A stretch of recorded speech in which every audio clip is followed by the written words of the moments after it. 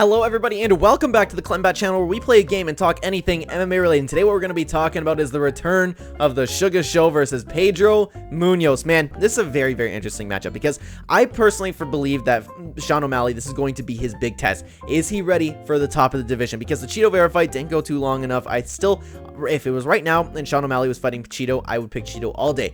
However, this is the fight where I will say, okay, Sean O'Malley might be able to beat those top 5 guys if he gets past Pedro Munhoz. So there's a lot of unknowns with this fight. I'm not sure who's going to really take the win on this fight. This is a fight I'm definitely not going to be betting on. So Sean O'Malley, he's been on a roll. He's looked absolutely fantastic. We've seen we can go 3 rounds now, and at the constant powerful pace that he puts on, he is so good at what he does. He's so elusive. It's actually fantastic to watch. But he's fighting Pedro Munhoz, a guy that is so incredibly durable, and here's my big worry for him. Pedro Munhoz has probably the nastiest leg kicks in the division besides Jose Aldo, but even Aldo doesn't really use the leg kicks anymore, so maybe he is, like, honestly, the best at chopping the legs in the division. He has those ridiculous calf kicks. Have you ever seen him? Like, Pedro Munhoz, don't get me wrong, I'm looking at his record right now. He is on a 2-fight skid. He has won 1 of his last 5, but granted, those fights where he lost were against Dominic Cruz, Jose Aldo, Frankie Edgar, Aljamain Sterling.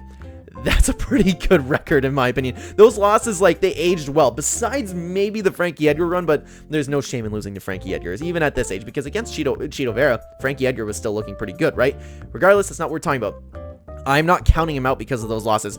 The only problem is he's eaten a lot of shots over his career, and he's getting up there in age at 35. He's been a little bit slower. It's like he lost a step, but he still hasn't lost too many steps where it's a problem in the division. He can still very well fight anyone in that top. Honestly, anyone in that top 15 in the division could beat every one of them at any given night. I think that division is the best, most talented division in the UFC.